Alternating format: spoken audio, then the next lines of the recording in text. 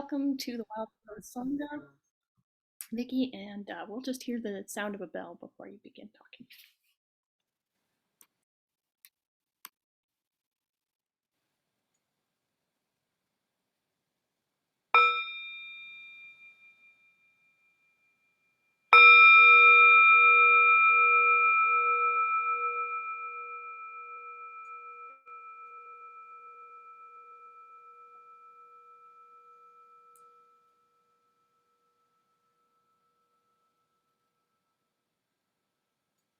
Dear Thay, dear Sangha, it is such a joy to be with you online this evening. As Tracy said, I'm a friend of the Sangha and I feel a deep connection to the Sangha. I'm not able to come on Monday evenings very often because I'm usually teaching. I teach a Yoga Nidra class usually. But I have been with you in retreats and some special events, and I really feel like you are Dharma brothers and Dharma sisters. And I want to also thank Tracy for her love and care and shepherding of the Sangha through many years, and that nurturing and building of the Sangha that was so important to Thay, to our teacher.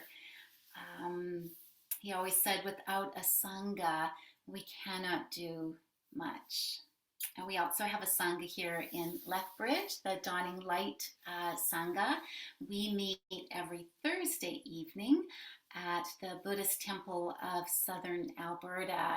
And we've managed to kind of figure out the hybrid, so doing it both online and in person. So that's been lovely. And this is kind of short notice, but I also wanted to let you know that we are offering a day of mindfulness this coming Saturday from 9:30 a.m. till 3:30 p.m. So we can maybe give you a little bit more information later if you're interested in that. So I'm going to go ahead and see if I can share my screen. I have a few pictures that accompany my readings here. So I'll see what I can do here. I'm slowly getting used to all this tech. Good. Everybody can see that? Yes. Wonderful. So, A Lotus on Fire was sparked by a moment of awakening with our teacher, Zen Master Thich Nhat Hanh, at a retreat in Vancouver in 2011, just after my mother had passed away from ovarian cancer. It's a spiritual memoir that weaves together this precious moment of awakening with stories from my life that reveal all the everyday moments of awakening to the wonder of life, as Thay calls it. The stories from A Lotus on Fire also show how I integrate the teachings and practices of both my Buddhist and my Christian communities, along with my lifelong practice and love for yoga. And this book actually started as letters in my personal journals written to Thay as a way of trying to understand this life-changing experience that I had with our beloved teacher. And over the years, with more insight and understanding, a story began to emerge that I realized was not just my story, but rather an invitation to a kind of collective awakening to a vast love that is beyond mind and body and beyond race and religion. And if you've encountered Thay, either in person at a retreat or through his many books or Dharma talks, you know that Thay teaches not only through his words, but by his presence and by a transmission that is beyond words. So it is my hope that by sharing my own story this evening of my awakening and inner journey, that it will somehow spark your own memories and understandings of Thay and the great love he embodies that is beyond boundaries of culture and religion. And so tonight, I invite you on a 21-day retreat with me at Plum Village, France, back in 2012, almost a year after I first looked into Thay's eyes and had been awakened to this vast love. And since that moment in Vancouver, I had been reading all of Thay's books, watching online Dharma talks, practicing, and also writing him letters in my journal. And so this particular passage takes place towards the end of the 21-day retreat. So I've had 21 days to sink into that beautiful, quiet, mindful energy that being with Thay and the Sangha helps create. And at the end of Thay's Dharma talk that day, he has invited everyone to come to his sitting still hut. And it is a rare and precious moment.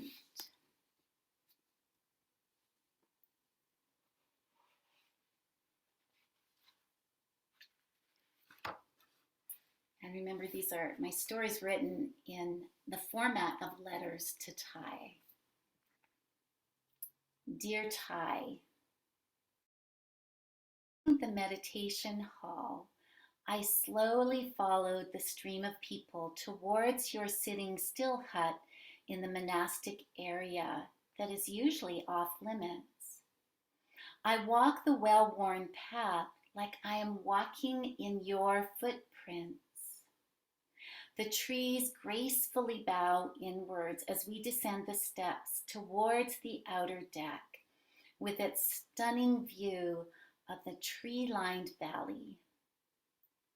As I step onto the wooden deck, I notice you sitting off to the right, surrounded by a small group of students. I didn't expect to see you here, and it takes me by surprise. Our eyes meet briefly, and I feel a small flutter of nervous excitement.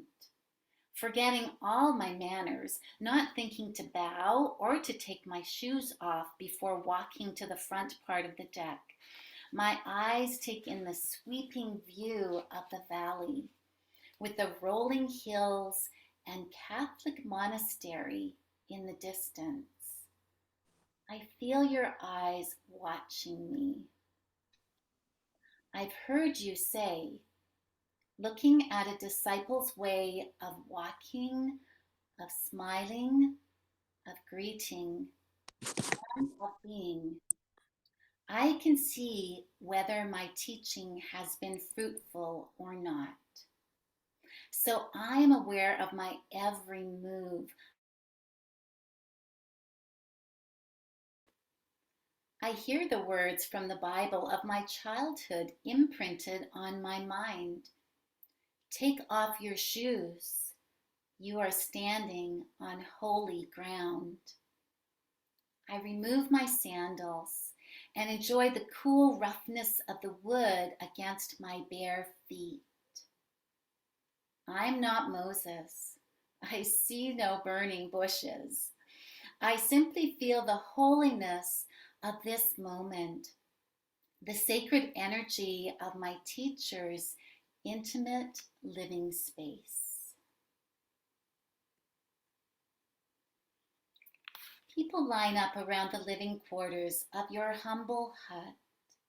Although we are not allowed inside, We are invited along the outer deck, peeking in windows that reveal the intimate living space of our teacher. It's like a walking Dharma talk, revealing the profound simplicity and depth of a Zen Buddhist monk's life. I gaze at the desk where you do your writing and calligraphy, and at the stack of meditation cushions stacked neatly in the corner. On the wall, I see the picture of you as a 16-year-old novice, your eyes reflecting the pure love in your heart and the vision you already have for the future. The small kitchen table is set with a simple orchid and a small teapot ready for you to enjoy a cup of tea.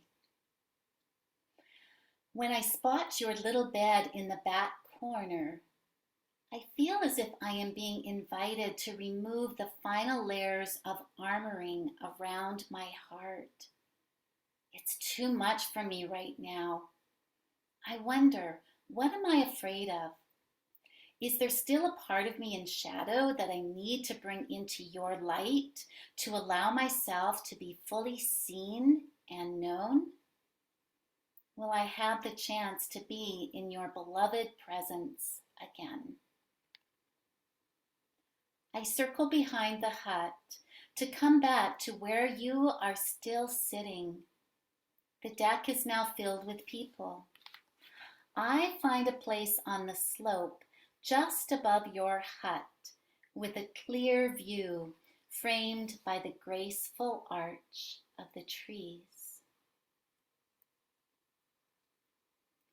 I feel like Zacchaeus, the tax collector in the Bible, sitting in a tree watching Jesus. Is there a part of me that still feels unworthy? Every so often you look up at me, and there is the familiar feeling of your all-encompassing love.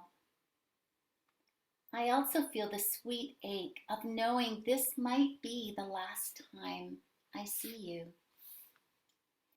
It's a bittersweet moment of both joy and sorrow. I feel the tender space in my heart, the memory of that single tear rolling down my cheek. One teardrop containing all my love, all my sadness, all my longing.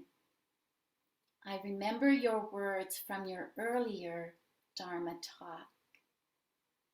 Thay is non-local. I am here and I am everywhere. I am you and you are me. I am with you always. One last time, I ask you silently in my mind if I can take your picture. And you turn and gaze directly at me with the pure love of that young 16-year-old monk. It is a most intimate picture, as if you are looking directly in my eyes again, perfectly capturing the feeling and sanctity of this moment. I can allow myself to be fully seen after all. A guitar is playing, and Joe Riley is singing a tender song about love, the words expressing exactly what I want to say. So many of us feel this deep love and devotion. The next song is Buddha Breathes, and I quietly add my voice, singing softly beneath the canopy of sky and trees.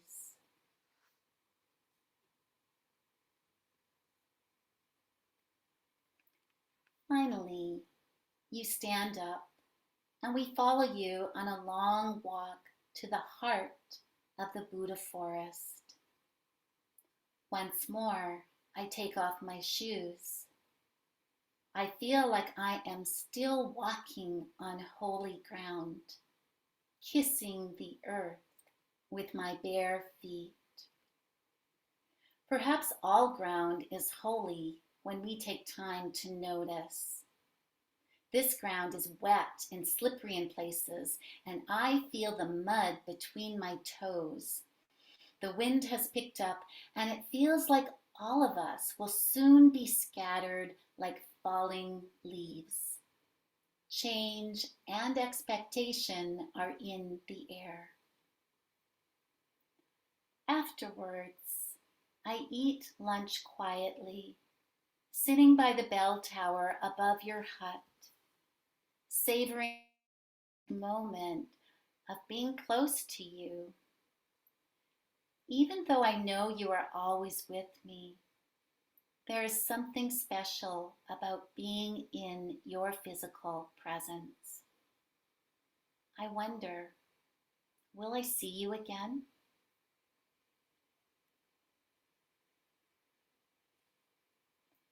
When I get back to New Hamlet, I walk silently towards the lotus pond.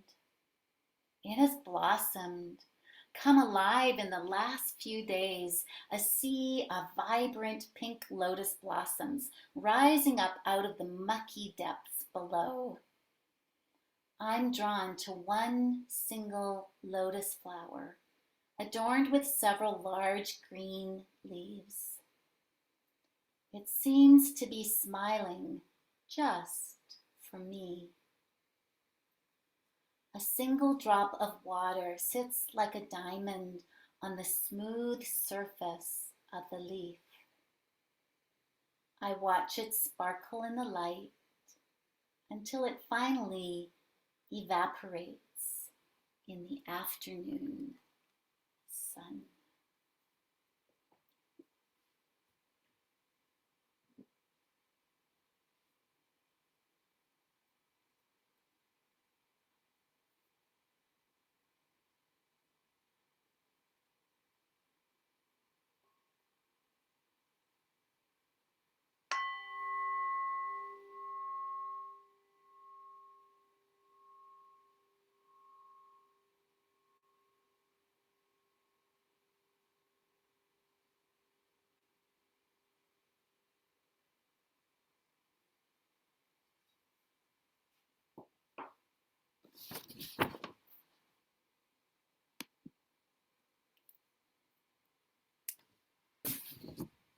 So I hope that I have given you an experience of being at Plum Village and being with Thay, and that it has sparked something in your own heart.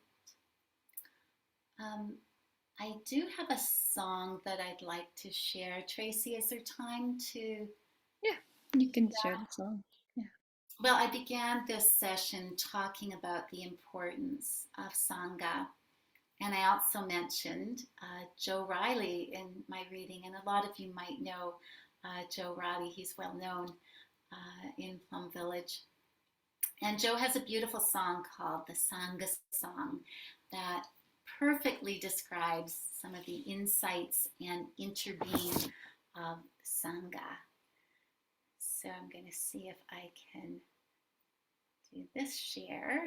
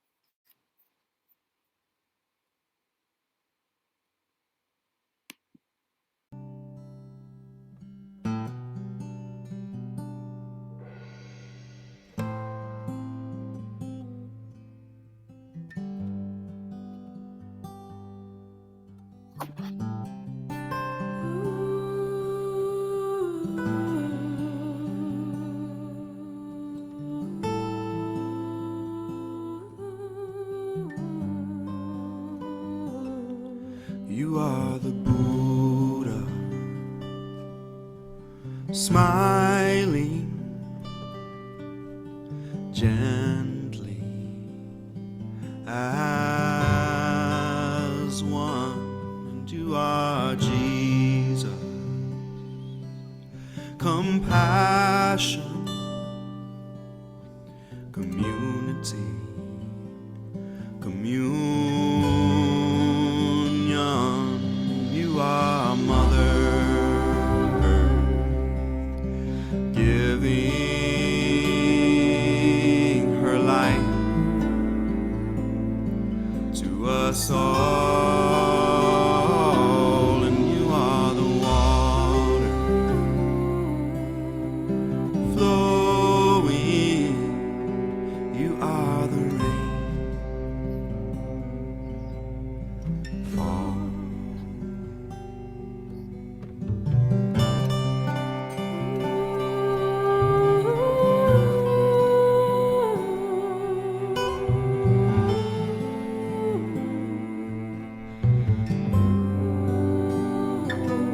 And I am one cell in this body, I am one beat of your heart, and with your help and your guidance I can learn to do my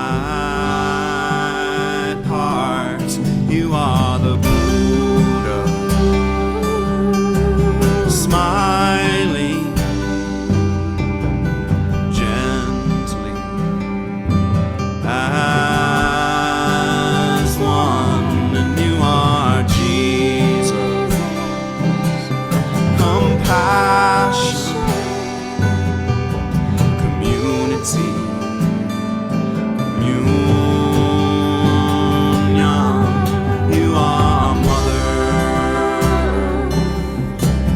giving her life to us all, and you are the water flowing, you are the rain fall. And I am grateful to you. I am grateful for you, and I am grateful to you. I am grateful, and I trust you, and I trust you.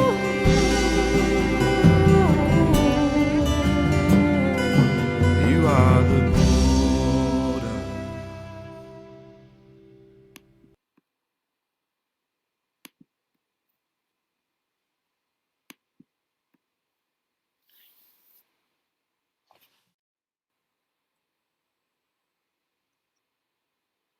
Thank you so much, Vickie. Wow, that was beautiful. I really felt that your story gave us a really good sense of what it's like to be in that space with Thay, the quietness, the sacredness of being in Thay's presence, and how much touched your heart. And it is really quite a sacred thing to be there in Plum Village, and I can just really could feel it and visualize it in my body. So that was very special, and the sunlight and the blossoming of the lotuses, so beautiful. And of course, listening to Joe Riley, who some of you may know or may not know. He's a singer songwriter, and he's in our tradition and writes many beautiful practice songs for us and for so many people. So that was just very touching, and yeah, I can just feel that seeping into my bones, creating gentleness and love. Very special moment. Thank you so much, Vickie. Thank you for having me and allowing me to share this story. It's just so good to be with you all.